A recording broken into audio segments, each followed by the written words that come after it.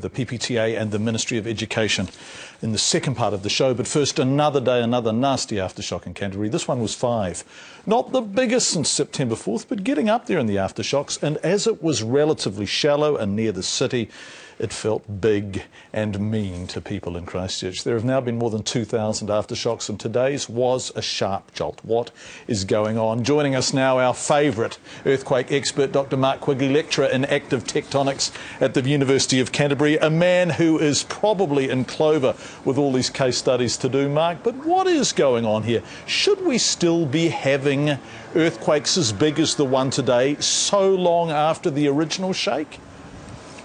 Yeah, John, I mean, I don't think it's unexpected. I mean, if you look at some of the most analogous earthquakes around the world that have happened this year, the Haiti earthquake, the Mexico earthquake, similar sort of magnitudes, similar sort of movements, they're still, you know, the Haiti earthquake was in January, they're still having magnitude 4s there, not very frequent, you know, maybe on average 1 a month or something like that.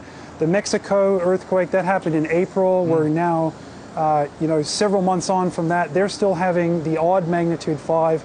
So, you know, right from the beginning we said, you know, this is going to be a long process. Things need to settle down. We're going to continue to have 4s. We're going to have infrequent 5s. But in general, the frequency of these earthquakes has decreased with time. We've only had 3 in October. We had, you know, 10 or something in September. So, you know, it's an expected pattern. However, every earthquake writes its own story, and we're living that at the moment. Mark, what's going on? Is it simply that the two major tectonic plates are trying to readjust post the big shake and find some kind of compromise where they can live side by side? What is happening? Yeah, well, the Greendale Fault is just one of a series of hundreds of faults that constitute the plate boundary between the Australian and the Pacific plates. I mean, our most famous fault is the Alpine Fault, but there are a whole bunch of other ones which are capable of generating earthquakes. So, you know, when we talk about this plate boundary, we're talking about a zone, a diffuse zone, not just a single line or plane on the map. And this is one of those faults. And so what we're seeing is the response of the whole region trying to get used to the new configuration. There are smaller little faults off the main fault that are having little bits of slip on them. It's a very normal part of the sequence, and it's again, nothing terribly unexpected. Mark, we're just about out of time, but very quickly, on behalf of everyone in Canterbury who I'm sure would love me to ask you this question, are you sleeping well at night? You're not nervous about these things, are you?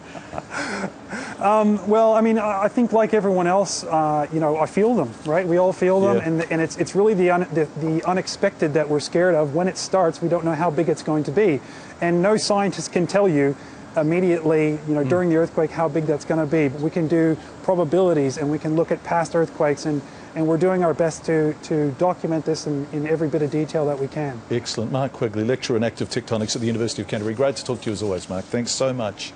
Yeah, thanks. Of course, the tidy up from September 4th continues in Christchurch today and Canterbury, throughout Canterbury. Today, owners of roughly 1,200 seriously damaged homes were finding out whether they'd be rebuilt, flattened, replaced or completely written off for good. 46 days of waiting for that decision, a life-changing moment that, for every single one of those homeowners, will determine their future. Jendi Harper spent the day with 2 homeowners waiting for the call from EQC.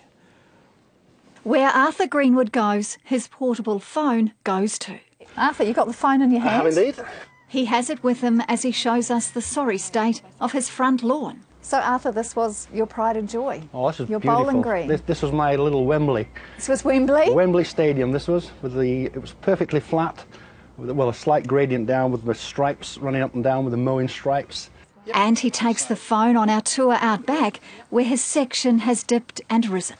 This grass here was level with the concrete, and this pipe was in the wastewater there, so it's all moved. And he's still clutching it as we cross the street to see where Arthur's been doing his business for the last 6 weeks. A toilet which wasn't cleaned for the first 10 days. After 10 days would have been gagging. Awful, disgusting. Yeah. You could smell it from your house. Absolutely, it's just disgusting. Wouldn't come in it. Wouldn't come in it. With no sewage system and cracks through the interior. Through the house, every window and every door has got these cracks to it. Arthur Greenwood knows his dearly beloved home is toast. But what about the section it sits on? Can they ever rebuild here? And how long will that take? Questions Arthur hopes a simple phone call will answer sometime today. A call from the Earthquake Commission. A call he doesn't want to miss, and one which can't come soon enough. In Kaiapoi, we found another homeowner waiting for his phone to ring too. Thanks. Any word yet? No phone call? No phone call, not yet. Not No, yet? Still waiting. Gary Cunahan's home in Courtney Drive was one of the hardest hit. Because this is your dream home. Oh, 3 years of planning, 3 architects and 3 mortgages. And 300 square metres of luxury destroyed in 30 seconds. So this was water through here? Yeah. And in the ensuing aftershocks, it has moved even more. But despite all that, Gary Cunahan is hoping the call will come to say he can rebuild on this very spot. Kaiapoi's got a wonderful infrastructure. It's got the swimming pool, the tennis club, the football club, the golf club. I could go on and on. Probably the bridge club and the croquet club. It's got everything. And it's right on our doorstep, you know, so... You're not going to give up on it? Not at all, not at all. Because I think then you're being a bit defeatist, and if there's a winner and loser, then the earthquake wins and you lose. But Arthur Greenwood would rather take the money and run. He's weary of it all. To keep essential services up, he's resorted to bribing service workers with bottles of bourbon. We had some people here to restore our sewerage pipe, and we had to go to the bottle store to sort of make things run a bit Keep them smoother. sweet.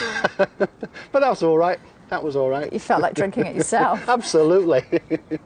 He says he'd feel safe rebuilding here in Bexley, but at his age he says he doesn't have the time to wait for the homes to come down, the land to be remedied and the homes to go up again.